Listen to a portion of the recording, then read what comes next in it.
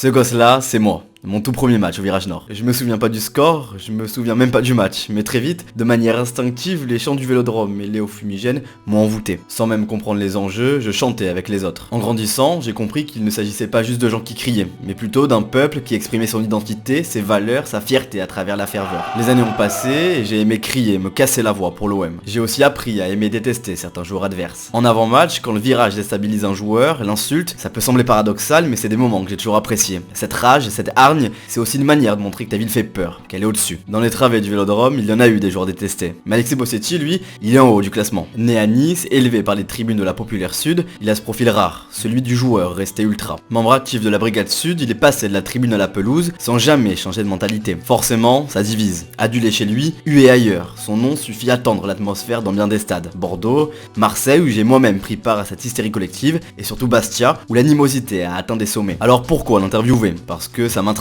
Parce qu'il y a peu de joueurs aussi clivants, aussi attachés à leurs racines, à leur club, à leur groupe ultra. On est parti à la rencontre d'Alexis Bossetti pour parler football, tribune et surtout mouvement ultra. Bon les amis, on est parti pour cette petite interview. Merci à toi d'avoir accepté pour cette entrevue. On va partir sur un format évidemment qui va être axé sur les tribunes. Vous connaissez un petit peu le format. T'as une particularité, celle d'être joueur professionnel et en même temps d'avoir on va dire un quotidien assez mouvementé dans les tribunes. On va en parler. Je trouvais ça très intéressant personnellement. Ouais, il y a un décor qui est sympathique pour en parler. Très bien reçu. Ouais. Marseillais. Je dois l'avouer. On part sur une petite interview de chill. Voilà, on va parler tribunes vraiment assez tranquillement. On va commencer peut-être avec ton lien particulier avec les tribunes niçoises. Depuis tout petit, tu as toujours eu un lien fort avec le gym dès lors que tu joues au Cavigal. Est-ce que tu peux nous raconter toi ton premier contact avec les tribunes avant de jouer au gym? Alors moi, j'ai commencé à aller au stade très tôt par rapport avec mes parents, avec mon père. J'allais en latéral. Mes premiers souvenirs, je crois que ça doit être l'année peut-être avant la montée, donc 2002, peut-être 2001.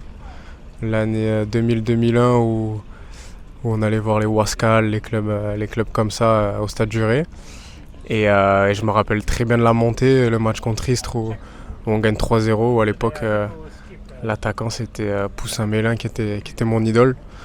Et après, très vite, je suis allé derrière en ARN. Parce que c'était quasiment impossible d'aller en Brigade Sud sans connaître ou sans avoir été abonné, tout ça c'était quasiment impossible d'avoir les abonnements ou de rentrer en tribune. Donc je suis allé en ARN avec mes parents, avec mes potes et derrière à l'âge de peut-être 13 ans, 2002 à partir de 2006-2007, ouais, peut-être même avant, 2006 où j'ai commencé. 2006 c'est la finale de Coupe de la Ligue, donc ouais, peut-être l'année, ouais, ça doit être dans ces eaux-là, 2005-2006 où j'ai commencé à aller en brigade parce que je commençais à aller au stade tout seul vers 13-14 ans. Et voilà, depuis. Et pour toi, la brigade à l'époque, ça représentait quoi en tant que jeune? Pour moi, c'était presque mieux que d'être sur le terrain. C'était l'ambiance, c'était avec les collègues, tu sais, quand t'as 13-14 ans en plus. Tu veux faire le grand et tout, tu te retrouves là-bas, t'es un peu sur le côté, les buts et tout, quand tu vas au stade à cet âge-là, c'est là que t'as envie d'être, t'as pas envie d'être ailleurs. Et voilà, c'est vraiment ça qui m'a donné le virus, on va dire, parce qu'une fois que t'es dedans, c'est dur d'en sortir. Et avant de signer à l'OGC Nice, toi, est-ce que t'as un souvenir marquant? Si tu devais en sortir un en tribune en particulier, quelque chose. Avant de signer à l'OGC Nice en tribune, moi je crois un de mes premiers souvenirs en brigade, c'est le match contre Sochaux. Ouais. Nice-Sochaux où il fait retirer le penalty, où les jets de projectiles sur le terrain. C'était un match.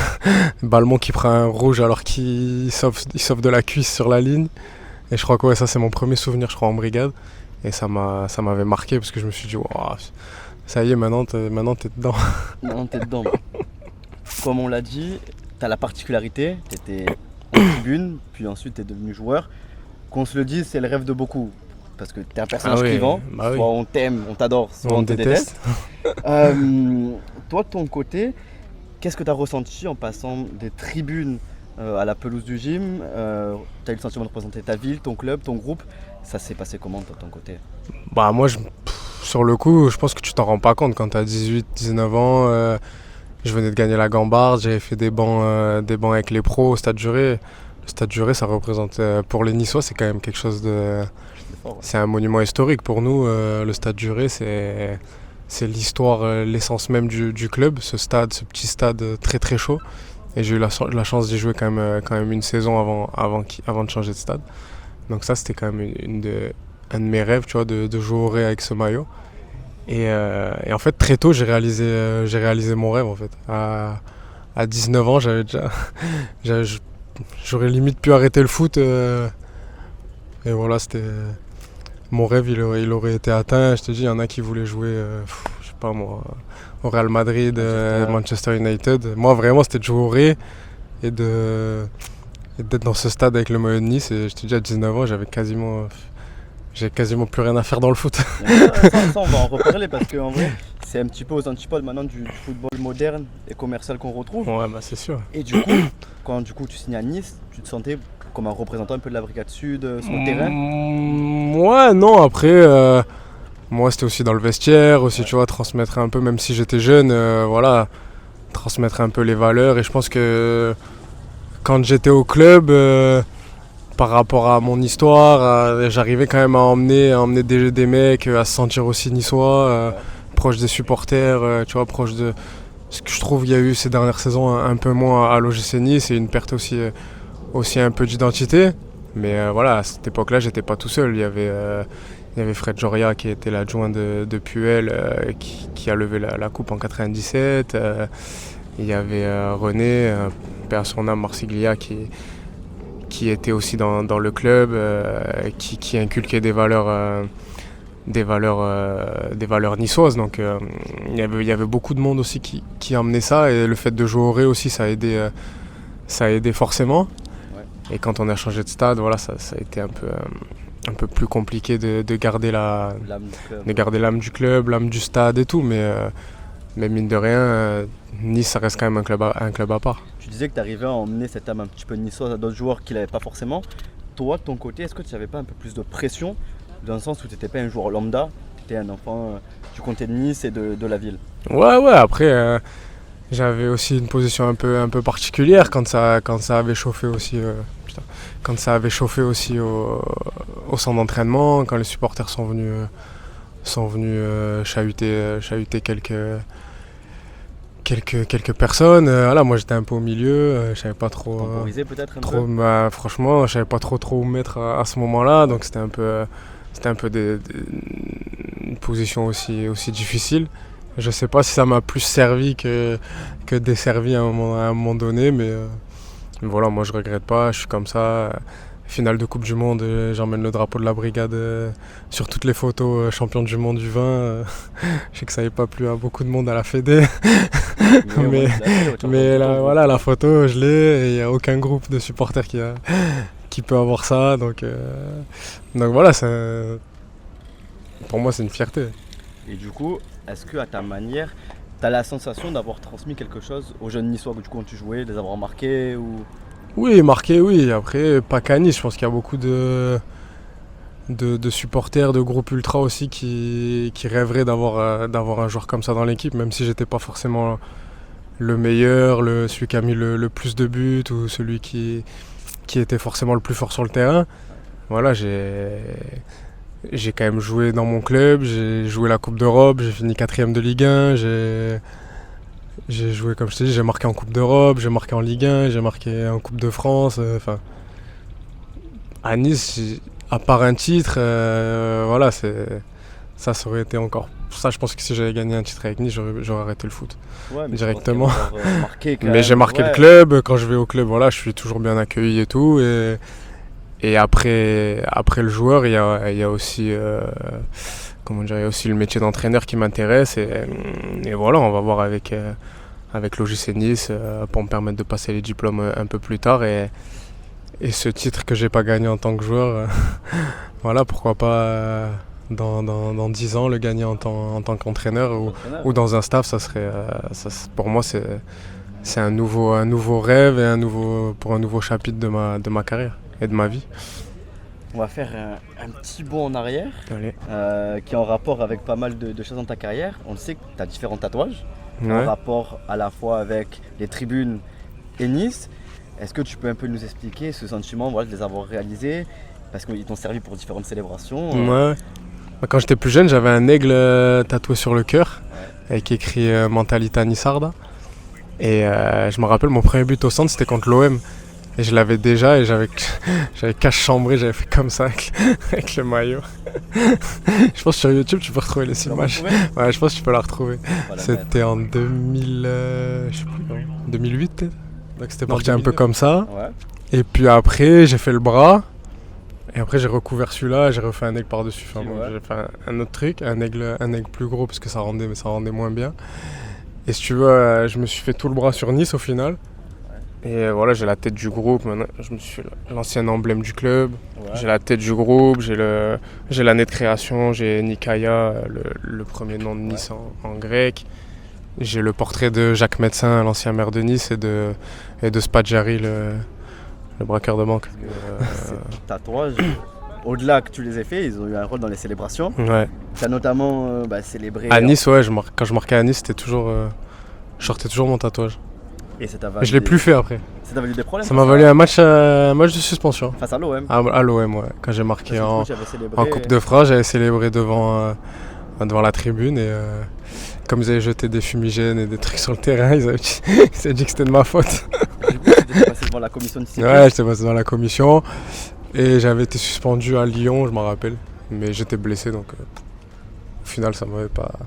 Mais c'est le seul match de la saison que j'avais raté. Parce que moi, j'avais pas fait le grand chelem cette année. Je vous mens pas, moi il m'a marqué ce match. J'étais petit, mais j'en ai pas des très beaux souvenirs. Et on va continuer un peu avec les célébrations à Bordeaux. Ouais. Je me souviens de ta célébration, tu C'était à fais Nice, le lapin. C'était à Nice, ouais. Oui, face à Bordeaux, excuse-moi. Ouais. Est-ce que c'est prémédité ou tu Ouais, c'est prémédité. Non, je savais. Nice-Bordeaux, il y avait cette... pas comment dire. Pas cette rumeur, cette... Ces antécédents. Ouais, ces antécédents d'histoire de... Je crois que je sais plus en quelle année c'était. Moi j'étais trop jeune, mais c'était à Nice où ils avaient couru dans tout Nice une année après un contact et du coup c'était resté comme quoi Bordelais c'est des lapins, tout ça. Ouais. Et sur le coup quand je marque, j'étais obligé de faire ça devant le parcage de Bordeaux en plus. Ça tombait bien, on menait à 0. C'était le bon moment. Après on en a pris 3 donc ça m'a un peu fait chier mais sur le coup c'était vraiment... En plus j'avais marqué l'année d'avant à Bordeaux. Ouais. Mais j'avais rien fait. J'avais marqué à Chabannes-Delmas et j'avais pas eu le réflexe. Je pense que peut-être on me l'avait dit et du coup après j'y ai pensé. Ouais. Je sais pas si c'était ça mais ouais non, sur le coup j'étais obligé devant le parcage et tout, ça tombait bien et du coup c'est resté et voilà, ça fait des belles images. Est-ce qu'au fond provoquer, que ce soit dans les moi j'adore ça. C'était pas aussi un moyen de défendre j'adore ça, moi. Ton peuple? Ouais, non, moi j'adore ça. J'ai toujours fait, mais même en jeune, quand je jouais contre le GC Nice, pareil. Quand je jouais au Cavigal, le derby c'était Cavigal au GC Nice. Ouais. Et j'adorais chambrer. Même les mecs de l'OGC Nice. Même les mecs de l'OGC Nice, j'adorais. Quand on était petits, les parents et tout, j'adorais ça. J'ai toujours adoré ça. Je sais pas pourquoi, même en Benjamin, sur les petits terrains, chambrer. Une année, j'avais fait un tournoi à Villefranche contre Nantes et j'avais marqué, il y avait Vairua à Nice. Et j'étais allé voir le coach de Nantes et j'avais fait la pagaie devant lui. Okay, Vairua, il arrivait de Nantes, il venait de signer à Nice. Et j'avais 7 ans. Ouais. Et j'avais chambré le coach de Nantes en faisant ça devant lui. J'adorais ça, toujours. En fait, j'ai des cousins, ils ont un an de plus que moi. Okay. Et en fait, on a tout le temps joué ensemble et tout au foot. Et on faisait que se mettre la misère. Quand on était plus jeune, on se mettait tout le temps la misère. On voulait jamais perdre un jeu, on voulait jamais perdre un truc et tout. Et à chaque fois qu'on perdait, on se mangeait le feu et tout. Et moi, comme j'étais le plus petit, j'adorais ça. Je remettais la misère, ils me mettaient que des tampons. Ils me mettaient des tacles et tout, des coups de pied, ça on se battait. Ça partait à la pastèque à chaque fois avec mes cousins. Et du coup, après, c'est resté que à chambrer. Et j'adorais ça. Et pas que... avec ma femme aussi, je la chante tout le temps. Dès que je gagne à la coinche, dès que je gagne... Moi, au paddle, dès que je gagne un truc, je deviens fou. Et du coup, on refait un petit tour en arrière. Quand tu joues à Nice, comment tes coéquipiers, toi, le vivaient, que du coup, tu étais proche quand même du groupe ultra qu'il y avait Est-ce que ça me posait des questions Ouais, ils aimaient bien me chambrer de temps en temps, mais après, je pense qu'ils l'ont bien pris, bien vécu, tout ça. Ils avaient pas le choix. Ouais. J'étais là, après, ouais, peut-être des fois, je sais pas, après moi, j'étais franchement, moi, c'est toujours bien passé dans les groupes, franchement, je me suis jamais eu d'embrouille ou quoi avec des joueurs avec qui j'ai joué, tu vois. Ouais. Je pense que tu prends tous les joueurs avec qui j'ai joué, ils auront tous une bonne image de moi. Franchement, j'ai vraiment jamais eu de soucis avec les mecs. Pourtant, j'ai joué avec des Corses, avec des Marseillais, franchement, j'ai joué avec de tout. Et ouais, non, dans le groupe, c'est toujours bien passé avec les gens et tout. Donc, non, peut-être au début, oui, je sais qu'au début, quand ils me connaissent pas et tout, ils ont des a priori. Il y en a plein dans les clubs où je suis arrivé. Genre, par exemple, Annecy, ils me voulaient absolument pas. Okay, Annecy, ils voulaient pas que je vienne au club par rapport à l'image que j'ai. Par rapport à l'image Bosetti, ouais, il va mettre la merde et tout. Ouais. C'est le coach qui a vraiment forcé pour que je vienne, parce que le coach il me voulait déjà avant. Ouais. Donc le coach il a vraiment forcé pour que je vienne. Et au final à Annecy aujourd'hui, j'y vais, je suis chez moi, tu vois, ça se passe super bien.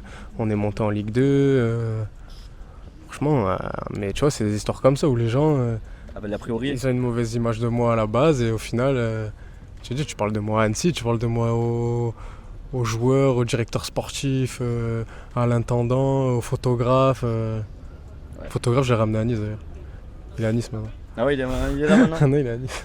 Mais tu vois, franchement, j'ai des bons liens avec j'ai des bons rapports avec tout le monde et dans tous les clubs, à Laval, partout avec les supporters. Tu vois, franchement, ça s'est vraiment bien passé de partout. Et toi, durant ta carrière, est-ce que tu as déjà eu des joueurs qui étaient intéressés par cette culture ultra, un peu à l'affût en termes d'amitié, de rivalité ou...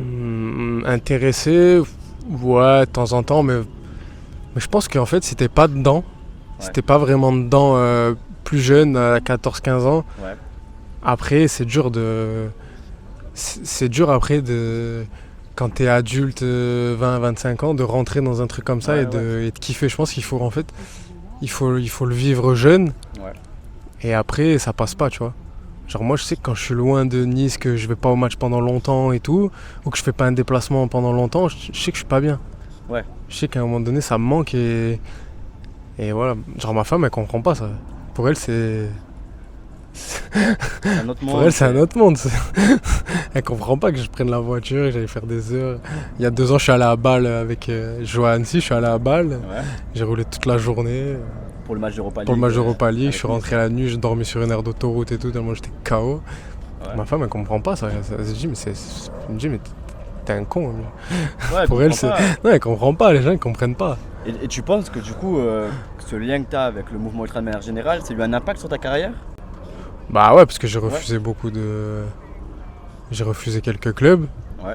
Donc à un moment donné ça a joué. À un moment donné j'aurais pu aller dans un club après Nice. Ouais. Et je pouvais pas, tu vois. Ouais. Il y a plein de clubs où de moi-même j'ai pas pu signer. Parce que tu t'es dit en France, à part Nice, après il y a Annecy. Après il y a Lille, Nancy, ou après tu vois des clubs où il n'y a pas d'histoire, tu vois, comme je joue à Tours, je joue à Laval, ça va, il n'y a pas de...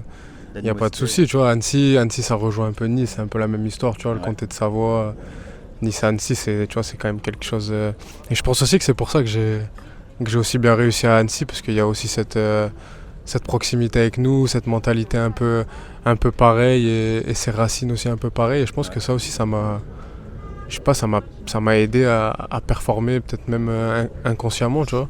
Je me suis tout de suite senti un peu comme chez moi, tu vois. Ouais, directement ça t'a aidé. Donc je pense que ça m'a aidé à m'acclimater, parce qu'il faisait froid là-bas. J'imagine. Voilà, pour le coup, on n'a pas ce problème-là, on est en plein cagnard. On va prendre des couleurs. On va rentrer dans le peut-être vif du sujet entre guillemets. Ta proximité avec la BSN a parfois exacerbé certaines rivalités. Je pense notamment à Marseille, Bastia, il y en a eu d'autres. Toi, comment tu as vécu ces moments-là? Parce qu'il y a des images très fortes pour le coup, notamment à Bastia. Toi, de ton côté, en tant que joueur, tu le vis comment? Moi, très bien. Toi, très bien. Moi, j'adore ça. Moi, franchement, c'est vraiment un truc qui me fait kiffer. C'est quand j'arrive dans les stades à l'extérieur et que je sais que ça va mal se passer, tu vois. Ouais. Là, vraiment, j'adore. Parce que Bastia, il y a des images où on connaît la rivalité entre Bastia et Nice, on en a déjà parlé sur la chaîne, c'est très fort. Il y a en tribune des étendards, j'adore ça. portrait, J'adore ça, BSN, moi. etc. On sent qu'il y a une animosité entre les J'adore. joueurs, mais dès que c'est Bossetti, Moi, à Bastia, ça explose. j'avais un garde du corps, un mec de la sécurité que pour moi, Que pour toi. pour tout le match. Ah, parce Sur que le banc, à l'échauffement et tout. Ça te galvanisait du coup dans ces moments-là, toi. Ah, moi, j'adorais ça. Moi, franchement, c'est. Voilà, ça, moi, je kiffe. Ouais, c'est ce c'était qui me vraiment- plaît à Marseille, quand je m'insulte avec les mecs sur le côté du banc et tout, avec Annecy. Moi, j'adore ça. À Metz. Franchement, pour moi, c'est les meilleurs déplacements. C'est les meilleurs déplacements. Ah ouais. Parce Moi, que- j'attendais que ça. Premier truc que je regardais à Nice, c'était Bastia-Nice. Bastia, Nice. Et Marseille-Nice, Bastia-Nice et Monaco-Nice. Ouais, parce qu'après, en tribune, moi j'ai ce truc-là de j'aime détester un joueur. Ouais. T'es en tribune, tu es avec tes amis, tu vas voir un joueur que t'aimes Ouais, pas. moi, à Nice, à l'époque, il y avait Ribéry, il y avait Gignac, il y avait. Il y en a eu quelques-uns aussi. On adorait aussi. Il y a eu Jeannot pendant longtemps. Ouais. Mais bon, tu vois, c'était. Ah, c'était bien, moi j'adorais ça. Ouais, c'est parce que tu vois, dans cette interview, il y a un peu les deux phases. Moi, j'étais au stade, du coup, plus jeune ou quoi. On a déjà affronté Nice. Ah ouais. Les chants T'as dû contre toi. m'insulter. Oui, T'as dû non, m'insulter mais quelques fois. C'est déjà arrivé. C'est déjà arrivé. Mais tu vois, c'est intéressant du coup de faire cette interview-là. Ah, Du moi, coup, il y a j'adore. les deux côtés. Et toi, de ton côté, ça te galvanise et t'aimais bien ça. Ah ouais, moi j'adore ça. Et. Moi franchement, j'adore ça. Je préfère aller jouer là que Un stade, il n'y a pas dans d'âme. un stade bidon, ou même s'il y a de l'ambiance, où c'est pas chaud, tu vois. Ouais, ouais. Une année à Saint-Étienne, je suis sorti sur Civière, je me faisais siffler, je me faisais insulter. Mais bon, c'est comme ça arrive. Et avec Annecy, je suis allé, j'ai marqué, Ah bah, un beau je but, les ai d'ailleurs, chambrés, voilà, c'est comme ça. Mais moi j'adore ça. Et est-ce que tu as un souvenir précis où tu te dis là c'est quand même chaud. Pour le coup, là tu te dis ça dépasse un peu un cran ou. Non, c'est pas que ça dépasse un cran, Ouais. mais j'ai quand même senti. Des fois, les gens ils m'insultent, mais vraiment encore, j'ai senti la haine des gens envers Nice. Viscéral. Ouais, j'ai vraiment senti que c'était un cran au-dessus. Ouais. Que vraiment les gens nous détestent. Que les gens à Furiani en plus, c'est propice, tu vois, tu t'échauffes. Proche. T'échauffes des sur le tribunes. côté, t'as qu'une route pour aller au stade. Mais tu sens en fait la détestation, la haine des gens dans le regard, dans tout ça, tu vois. Furiani, c'est Et chaud. c'est vraiment là-bas où tu sens vraiment l'atmosphère derby et vraiment je pense la haine. Même s'il y a beaucoup de Corses qui vivent à Nice, il y a beaucoup de Niçois qui vont L'histoire encore a fait que, mais qui ouais. vont en Corse en vacances, qui hors match s'entendent bien. Moi, je m'en suis très bien entendu. Je suis très ami avec Jean-Jacques Rocky, formé à Bastia et tout, avec qui j'ai joué à Annecy. Et c'est très bon ami et tout. Voilà, mais quand j'étais à Nice et qu'on allait à Furiani, là, tu vois vraiment que les gens... Et je pense qu'eux nous détestent plus que nous, on les déteste, même si oui. Mais mais là-bas, vraiment, j'ai senti le derby, vraiment la détestation des gens. Au-delà de toute cette animosité en tribune, tu as parfois eu une médiatisation un peu dure de la part des journalistes. Toi, tu l'as vécu comment? Non, Pas non, je n'ai forcément pas trouvé ça dur. Non, après, c'est particulier, je vais dire. C'était plus particulier parce que c'était pas forcément par on va dire mes prestations sportives où j'étais pas non plus le meilleur de Ligue 1, même si voilà, quand même, à un moment donné, j'étais meilleur buteur de Ligue 1 avec Ibrahimovic. Les gens n'en parlent pas assez d'ailleurs. mais oui, c'était particulier parce que ça parlait pas toujours de foot. Il y a eu aussi des trucs, des mensonges, tu vois, des trucs un peu comme l'histoire à Bastia, l'histoire de la tribune. L'histoire de la tribune, tu vois, c'est quelqu'un qui a sorti un communiqué 2 jours après le match où je m'y attendais pas du tout. Il y a eu une histoire à Nantes aussi, une histoire de quenelle. Ouais. Je crois que je descends de l'avion à Nice et je vois un article comme ça alors que j'étais en train de montrer le tatouage à la Brigade Loire, enfin, en sortant du stade. Ouais, donc Et eux, ils ont commencé à sortir des trucs.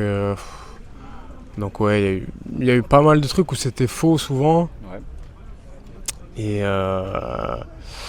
Et voilà, mais moi personnellement, franchement, ça m'a pas. Pas plus dérangé que ça. Non. Je pense que ça fait partie aussi du personnage, du folklore, même si voilà, faut pas aller trop loin, mais ça reste du chambrage. Après, c'est jamais aller trop loin, je pense. Ouais. De mon côté, ça a toujours été du chambrage, même si voilà, je vais pas mentir. Marseille, je déteste. Tu vois, les rivalités de Nice, tout ça, c'est vraiment des trucs que je déteste, mais ça va jamais trop loin, quoi. Et toi, avec du recul, est-ce qu'il y aurait des choses que tu ferais différemment, dans le sens où tu montrais ton attachement à Nice d'une certaine manière, Non. tu ferais tout pareil? Ouais, je ferais tout pareil. Franchement, je ferais tout pareil. Et j'aurais tout fait aussi pour pas partir de Nice, parce qu'à un moment donné, j'aurais pu rester. Et j'ai voulu partir pour jouer un peu plus. Ouais. Et au final, je me suis très vite rendu compte que ma place, elle était à Nice. Et que voilà, ça a mis un gros coup d'arrêt à ma carrière, à mon début de carrière, d'être parti. Et voilà. Non, s'il y avait un truc à refaire, ce serait de jamais partir.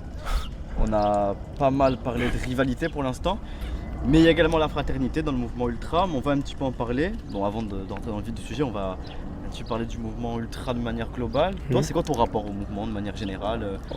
Pour les amitiés, moi, nous, on est très proche de Lille et Nancy en France. Ouais.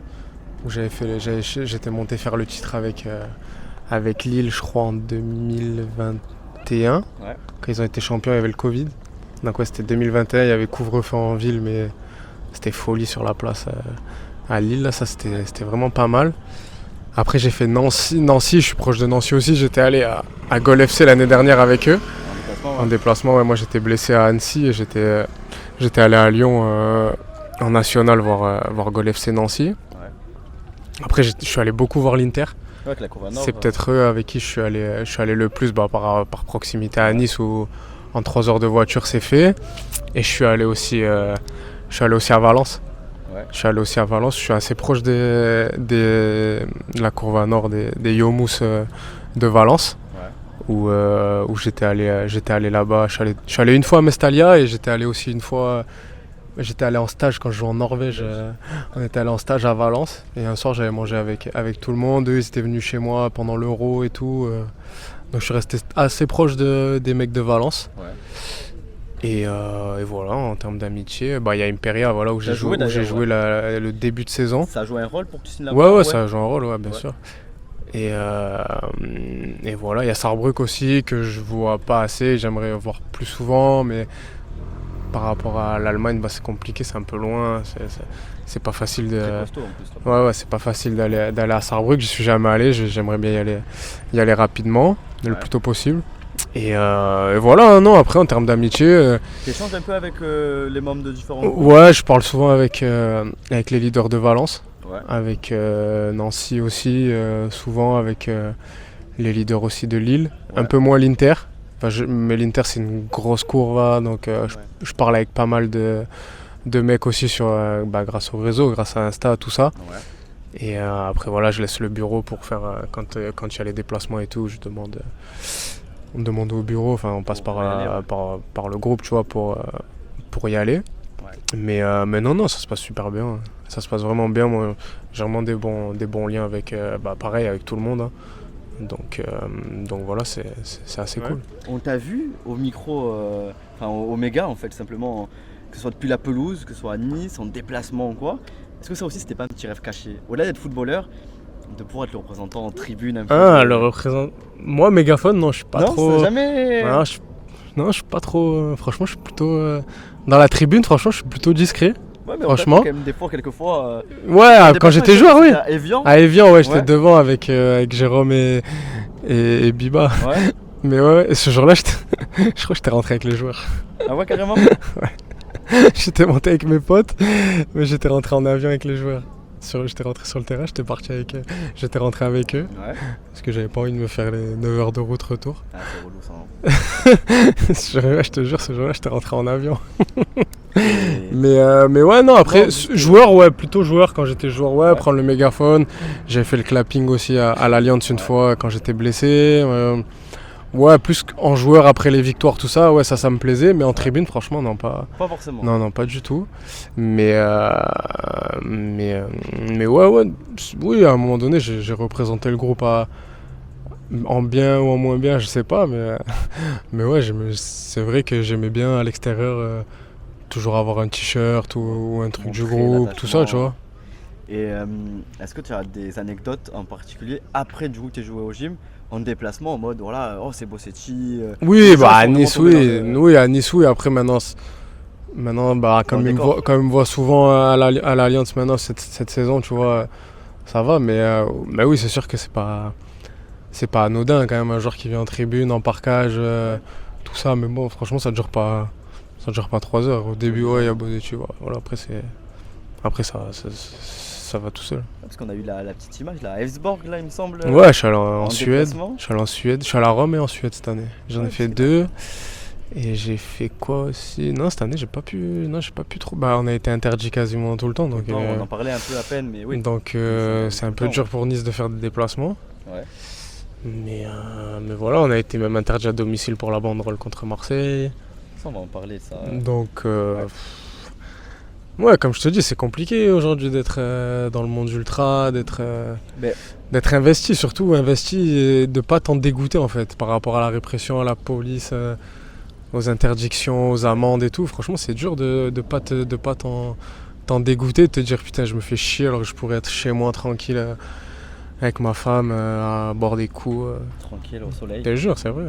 Mais est-ce qu'on assiste à une forte répression? Je pense notamment aux huis clos. Les huis clos, il y en a partout. Toi, tu es actif pas mal sur les réseaux sociaux sur ce sujet-là. C'est quelque chose qui te tient à cœur, toi, de dénoncer quand même ces huis clos, ces sanctions Bah déjà collectives, quand t'es joueur, moi je suis allé 3 fois, j'ai joué 4 fois à Saint-Étienne. Ouais. Par exemple, et je crois que 2 fois, une fois c'était en travaux, Ouais. et une autre fois à huis clos. Franchement, à Nice, j'ai joué plein de fois avec une tribune en moins, à l'extérieur aussi. Ouais. Franchement, c'est Triste, hein. triste, hein, c'est triste quand tu vois un Nice-Lyon pour les places européennes sans tribune.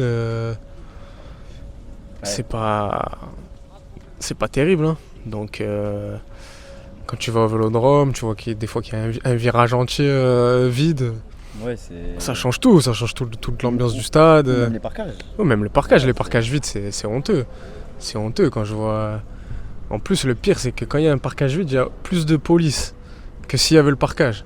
Ils mettent autant de police quand il n'y a pas de tribune, quand il n'y a pas de supporters que quand il y en a. Enfin, les gens ils marchent sur la tête, un peu à l'image du pays. C'est un peu à l'image du pays. Voilà, Et même en matière de gestion de supporters, on est pour moi, catastrophique. on est en retard Je comparé suis allé à l'Allemagne, Bâle, la Suisse, ouais. mais c'est une folie. Le déplacement, il a été géré par la police suisse-allemande là-bas, mais parfaitement. Il y a eu des échauffourées sur le cortège, mais ça a jamais dégénéré, c'est jamais allé trop loin. Enfin voilà, franchement là, j'ai été vraiment, vraiment agréablement surpris de la gestion en Suisse. Ouais. Mais par exemple en Suède, catastrophique. Catastrophique, quoi. En Suède, catastrophique. Les pays scandinaves Bah sont ouais, réputés, mais non. catastrophique. On est arrivé, ils nous ont parqué dans un bar pendant 6 heures. Ouais. On pouvait pas sortir du bar. Derrière, ils ont fait partir les 2 cortèges en même temps, Ouais. donc des Suédois et nous. Ouais. Donc bien sûr, on s'est croisés sur la route. Donc ça a chauffé, gazage, bombe lacrymo. On est 350 en parkage, il y a un mec pour faire la fouille. Ouais. Donc t'arrives dans le stade, je suis rentré dans le stade, c'était la 20e minute je crois. Ouais. Consigne, la moitié d'une consigne pour les sacs à dos alors que tu viens en avion. Tu vois, en Suède, très très mal géré. Ouais. Et on est même resté 2-3 heures à l'aéroport, ils ont contrôlé un par un tout le monde. Qu'est-ce que vous venez faire en Suède? On vient au match, c'est ce qu'on vient faire. On a l'avion le matin, on a l'avion le soir. Ouais. On vient faire quoi? Donc voilà, mais c'est hallucinant. Moi par exemple, tu vas rigoler, cette anecdote. Genre finale de Coupe de France, donc Nice-Nantes en 2022. Donc nous on joue à Bourg-en-Bresse en national le vendredi. Ouais. Et la finale c'est le samedi. Donc samedi matin je prends le train, je monte à Paris. Et la semaine d'après du coup on joue le match de la montée contre Sedan. Donc match de la montée, c'était le match de l'année. Et voilà, pour moi c'était le match le plus important de ma carrière. Ouais. Et donc le rendez-vous c'était dans un square à Paris. Donc j'arrive dans le square et il y a le grillage un peu derrière là comme ça. Ouais. Moi je suis dehors du square. En fait je retrouve mes collègues et tout qui étaient montés la veille. Donc on se retrouve tous là-bas. On commence à discuter et il y a un supporter niçois, mais à 200 mètres d'ici si tu veux, qui fait un peu le con autour de la police montée, tu sais, à cheval. Ouais. De là ça part, il le fracasse le mec et là du coup ça part en couille tout ça. Donc moi je vais pour rentrer dans le square et j'ai pris une balle de flashball. Okay. Là, j'ai prise là dans l'épaule. Juste avant le match. Juste avant le match. Non mais genre, là tu vois, j'ai le tatouage dessus donc tu la vois pas, la cicatrice elle est en dessous. Mais je me suis dit mais si je la prends 15 cm dans l'axe, je la prends pleine gorge. Ouais. Tu prends une balle de flashball pleine gorge, c'est la fin. tu finis Piqué, ouais. tu finis au moins aux urgences. Donc je me dis, tu vois, pour un truc bidon, ils te font dégénérer. Et souvent, les gens n'en parlent pas, mais souvent c'est la police qui fait dégénérer les parkages, les mouvements de foule des tribunes, parce que l'ultra, le supporter, dès qu'il est ultra, ça devient un sous-citoyen. Ça devient un citoyen sur qui on peut taper, sur qui on peut tirer au flashball comme ça sans rien.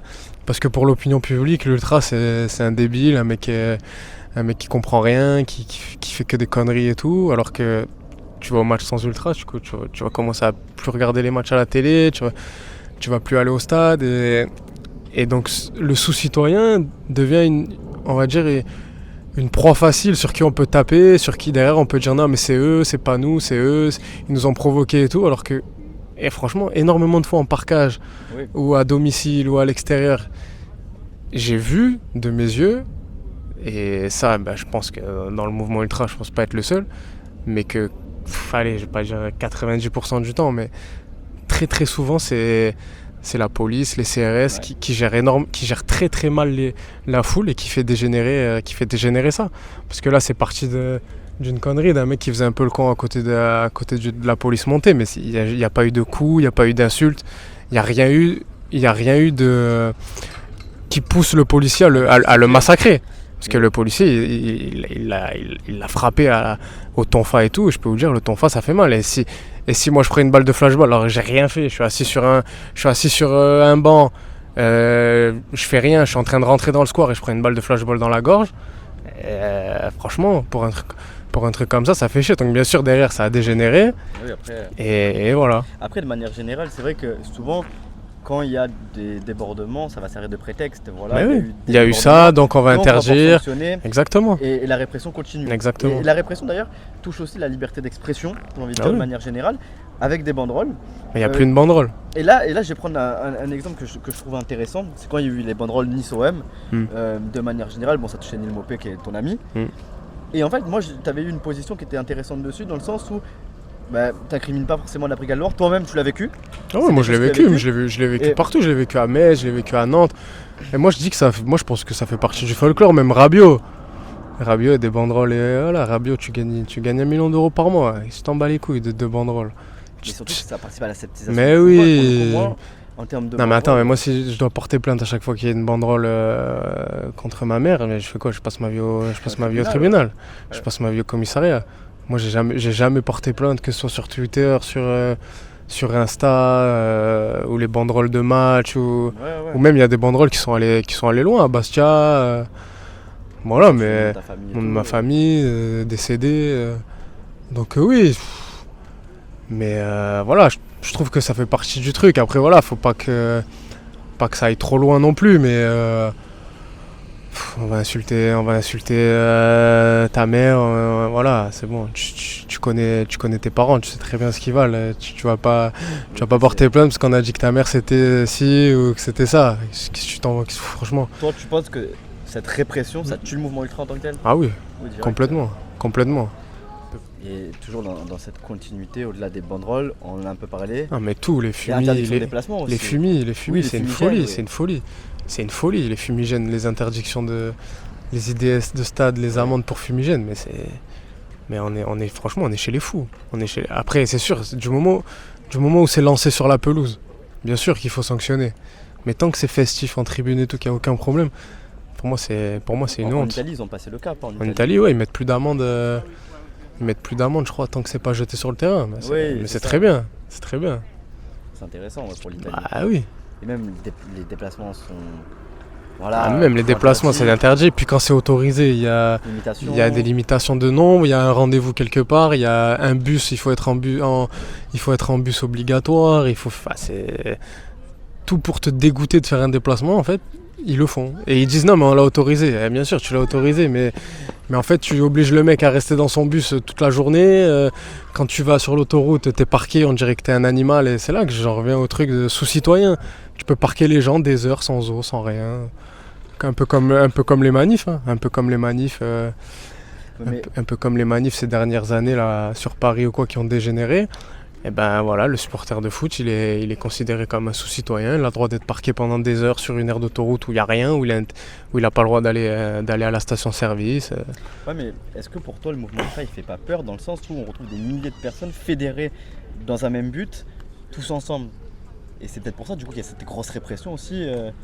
Ouais, mais justement, je pense qu'on devrait faire comme en Allemagne. Ah oui, mais oui, totalement. Où en Allemagne, c'est des parquages à 10 000, à 15 000.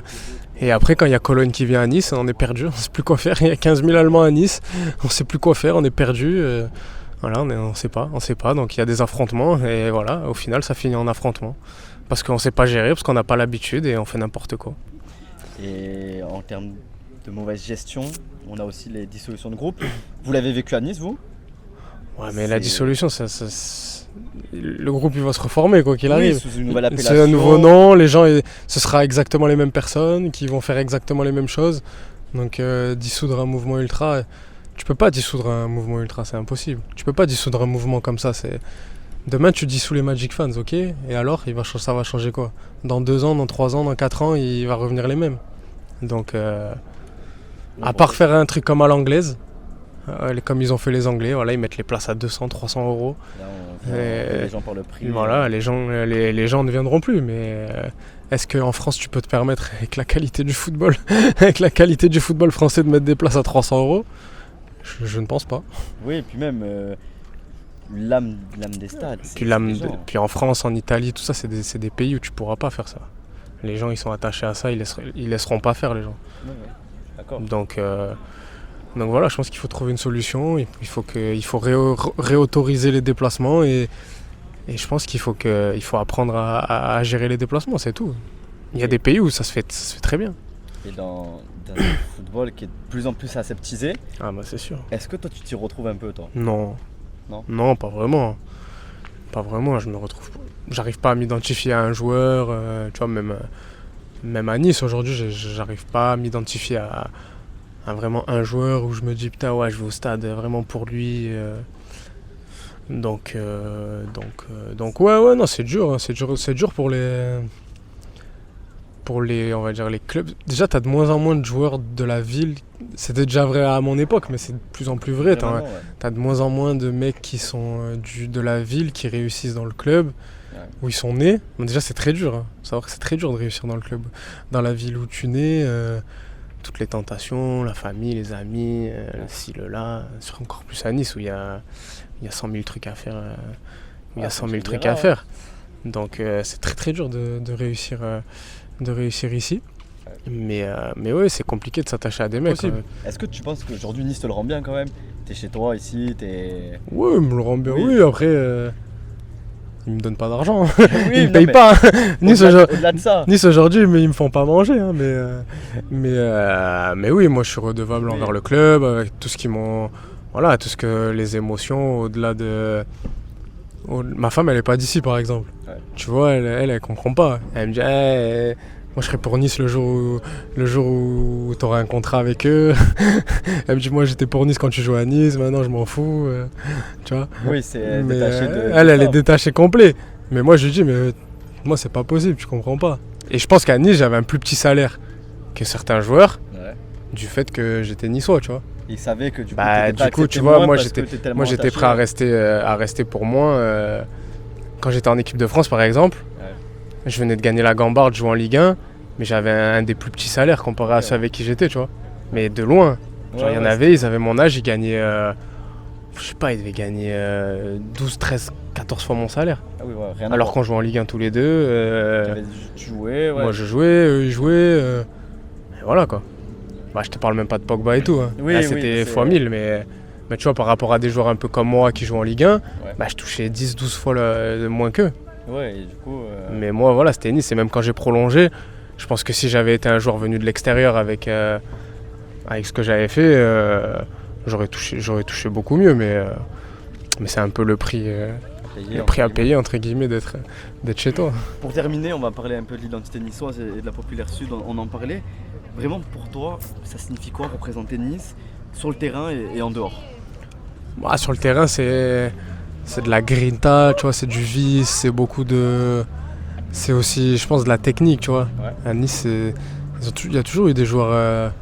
Moi, quand j'étais jeune, il y avait Meslin, il y avait Dominique Olanier, tu vois, c'était des joueurs comme ça qui te faisaient... Et puis, il y a aussi tu vois, ces joueurs vicieux, genre Cyril Roll qui a joué à Nice, qui est Sivelli, moi j'ai joué avec Renato, avec Pesinovic, tu vois, des Serbes et tout. Je trouve tu vois, il manque un peu de Sud-Américains, de joueurs des pays de l'Est un peu dans l'effectif actuel. Non, même dans la mentalité, tu vois. Je pense qu'il manque d'un... Moi j'ai joué avec Sivelli, avec Ospina, tu vois, un Colombien. Oui, je vois.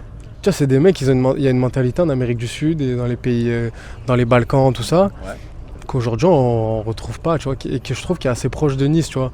Cette fierté, cette envie de tout arracher, tu vois, de faire mal à l'adversaire, même d'être méchant, tu vois, sur certains coups. Un Cyril Roll, tout ça, c'était des dieux à Nice. Tu vois, c'est des mecs qui ont toujours été respectés, malgré le fait qu'il ait joué dans pas mal de clubs, même rivaux de Nice. Un Cyril Roll, même Renato, il a joué à l'OM, à Nice, c'est un dieu. Un Anto Mounier, tu vois, je pense à Anto Mounier, à Botéac, tu vois, qui ont vraiment, tu vois, cette fibre. Didier Digard, tout ça, qui a été capitaine de Nice pendant longtemps.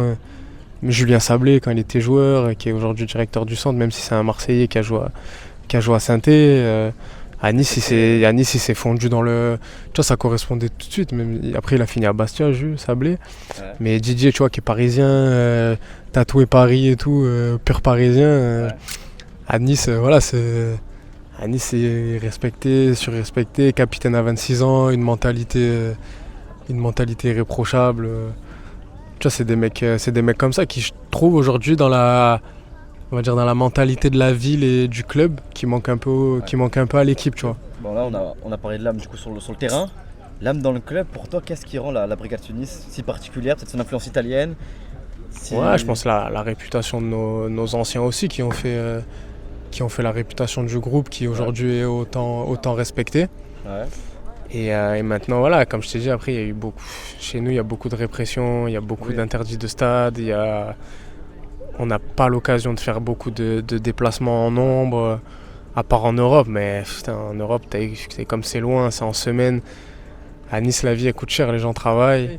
Et Nice, mine de rien, on n'a pas une fanbase, on va dire, comme peut avoir l'OM avec des sections dans toute la France, ou certains clubs comme Saint-Étienne qui ont des sections sur toute la France. Franchement, Nice, sorti de Nice, t'as pas beaucoup de supporters. T'en as 2-3 dans certaines villes. Moi, dans tous les clubs où j'ai joué, j'en ai trouvé des Niçois. Ouais, mais c'est très, tu vois, c'est marginal, c'est très peu.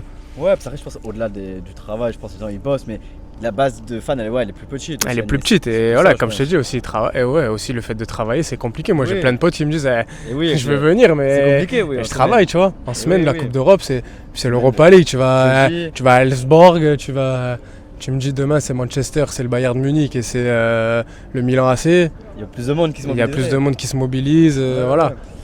Mais là en Europa League, c'est un peu compliqué. Le jeudi, pour mobiliser sur 4 déplacements au fin fond de l'Europe. Cette année, t'es allé à Rome, à Bruxelles, en Suède et en Hongrie. Faut se les faire. Hein. Si tu veux faire les 4, financièrement, c'est cher. Financièrement, oui, ça fait un coup. Financièrement, c'est cher. Ouais, pour le coup. Franchement, le déplacement, l'hôtel, il faut dormir là-bas, le match, la bouffe, l'alcool, les soirées, les fêtes. Non, mais c'est la vérité. Eh oui, Un déplacement en Coupe d'Europe, ça coûte cher, ouais. pour quelqu'un qui gagne 1500 € par mois, 1600 €, 2000 € par mois, faire les 4 Oui, déplacements, c'est compliqué. ça revient très cher. Oui, si tu as une vie de famille à côté. T'as une vie de ou famille, quoi. t'as une femme, au bout du deuxième déplacement, elle va te dire mon coco. Tu vas venir jeudi soir, la prochaine fois tu m'emmènes au resto plutôt que d'aller faire le con En déplacement. en Belgique. Hein. Et on va peut-être finir sur cette dernière phrase, enfin cette dernière question plutôt. Si tu devais dire en un mot ce que représente le gym pour toi, ça serait quoi? Le gym, bah, c'est ma vie franchement. Ta vie? Franchement c'est ma vie. C'est ma vie et le groupe aussi, la brigade aussi, c'est très très important pour moi. Souvent ma femme elle me dit ouais, tu préfères aller au stade, tu préfères Nice que nous quand elle parle de mes filles et tout. tu préfères Nice, tu préfères aller au stade que rester avec nous, tu préfères aller en déplacement avec tes collègues que rester avec nous, mais oui, en fait c'est Nice, franchement c'est ma vie. Le club il était là avant moi, il sera là après moi, mais ma fierté c'est encore plus d'y avoir joué, d'avoir aussi à ma petite échelle marqué le club. Voilà, ça c'est ma plus grande fierté. Ma grand-mère un jour elle m'avait acheté un maillot de Nice floqué 23 Boziti. Quand j'étais petit, j'avais 12-13 ans. Ouais.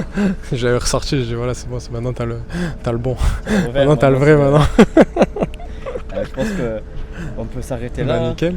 Merci C'était à cool. toi du coup Merci d'avoir à toi. accepté l'invitation. Bravo. Et Bravo pour ce que c'était tu fais aussi. enrichissant, c'est gentil à toi. Et écoutez les amis, Allez, on se retrouve à la à la prochaine. prochaine. Ciao. Ciao.